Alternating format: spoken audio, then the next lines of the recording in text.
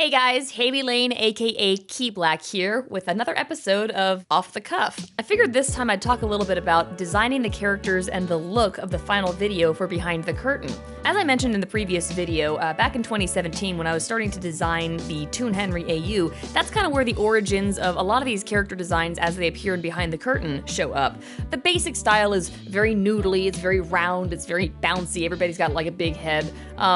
Henry, as I mentioned before, is kind of this army veteran who also worked in animation, so he's kind of got this grizzled general default scowl on his face, and otherwise he's got to look like the kind of guy who might throw a punch if provoked. So he's this very sturdy, very boxy kind of guy, and of course he's got those Popeye arms, as many of you guys have already noticed. Our little demon friend is he's basically a gremlin. You know, he's very round, he's very small and cute, but his entire personality is conveyed through his expressions with a big grin and posture. And so with wanting to focus on his face and his head most of the time and like on the extremities for his gesturing, those are the parts of him that are more exaggerated, and his body is very, very small. It's this tiny little bean that can kind of, you know, he was designed to be very flexible, and so his model can actually stretch all over the place. The angel she's very poised, she's very feminine, but then she's got this massive glaring deformity on the side of her face, and so that serves in stark contrast to the rest of her design. Originally, when I designed her, I had given her this massive Betty Boop style head, and it just looked like a bobblehead. It didn't work. There's actually a lot I could talk about with Angel's design. She was one of the hardest for me to land on. I'd like to kind of do a whole separate video on that, so that's kind of its own topic. The Lost Souls are pretty straightforward. You know, they're what's left of the people that worked there once upon a time, having been basically consumed by the work that they were doing. And so they're vaguely humanoid, there's not much left of them. And Sam is, of course, if you took one of those and you dumped him in a bucket, and then you gave that bucket these two stumpy legs, and on the bottom of those legs there's no feet, it's just kind of like this damp end to the leg. Like he's this very creepy character, and so I really wanted to make sure that he stayed looking nice and creepy, very emaciated, very unnatural, vaguely humanoid still, but only barely.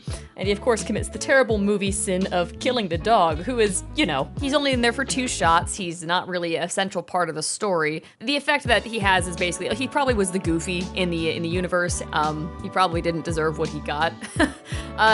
Then there's the projector-headed fellow based off of KaleiWorks. His design was very interesting to land on because in the lineup with the other ones, he's the one who looks the most out of place. He's got these really thin, spindly fingers and hands as opposed to everybody else having these big old cartoon mitts. He's also much taller, his limbs are elongated and like, you know, unnaturally proportioned. It looks like something went very, very wrong, even beyond his head having been replaced with a projector. And of course, you know, the projector serves to dehumanize him even further. He doesn't have any face or expressions. There's not much human left in him. He's basically just this big monster. And the only thing that's bigger than him in the lineup is, of course, when our little demon friend is no longer little. You know, I still wanted him to feel like a cartoon, because he is, through and through, he's a cartoon. Yes, he's a demon, but he's still a cartoon.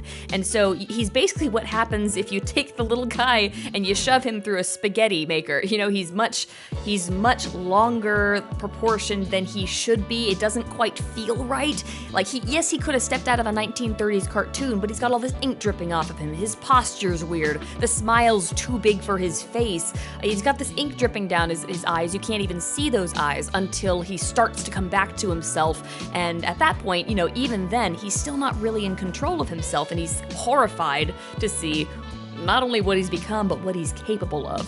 So I wanted to make sure all of that kind of got across in the first impression of his design.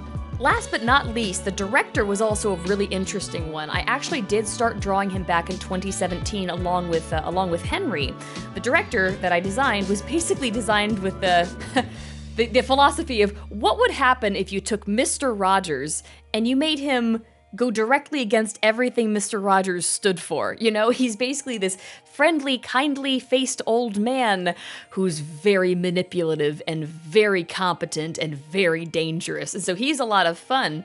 But of course, that kindly face also needed to be capable of the kind of nasty, malicious expressions that you would see in the trailer. So there's actually quite a lot to talk about with the director. That's another video entirely. I think I'd like to come back to that one in the future. But yeah, speaking of which, by the way, if you guys have seen the trailer, first off, thank you guys for watching to the end of the video. It means a lot. Second off, if you would like to stay updated on all of our projects moving forward from behind the curtain, please make sure to check out KaleiWorks Substack. I'll put a link in the description. She's actually already posted a couple of articles on there talking about the process of developing behind the curtain, talking about the story, talking about the historical context as well. So if you guys are interested in any of that, highly recommend checking that out and subscribing so you stay tuned with any more updates. You'll also get some insight into the other kinds of stories and analyses that she does into animation history, media history, pretty much all the kinds of stuff that enabled her to make such an incredible story for Behind the Curtain. So if you guys are curious about that, please definitely check it out. But you know, sidebar aside, back to the design discussion, I basically wanted these 2D characters to feel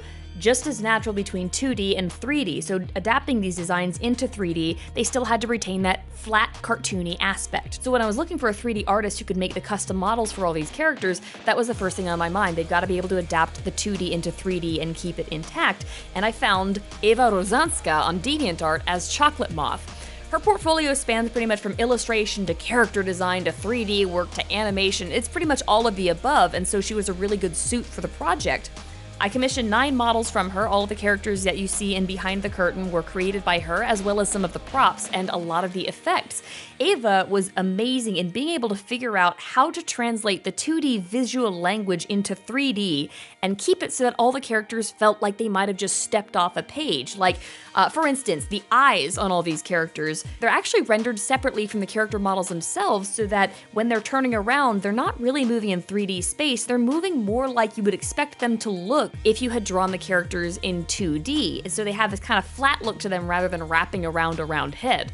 And then there's, of course, the shape of the little demon's horns that constantly face the camera. I think it's basically that his head is a sphere and there's this tube that cuts out the shape that's always facing towards the camera, so no matter which way you're looking at him, his horns are Mickey Mousing all over the place, which was really, really clever way to make sure that, again, it felt like all of these characters might have been drawn in 2D and just kind of happened to step off the page and exist in 3D now. So the goal was basically to kind of tread that uncanny valley, but still make it feel believable, but still make it cohesive with all the 2D elements. So not only did Ava make these amazing 3D models for the project, she also became the animation supervisor and established the entire look of the whole thing in 3D. Overall, we really wanted to emphasize that very cartoony feeling, and the end result is that it really does look like the 2D and 3D characters could exist in the same world together. At any rate, I hope you guys enjoyed this dive into like establishing the designs and like the style of the video. There's more to come. I've got a lot to talk about with this production, so please stay tuned.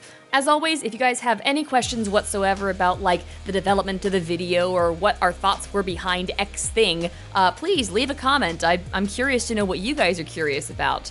In the meanwhile, though, again, stay tuned, and I'll see you in the next video. Thanks!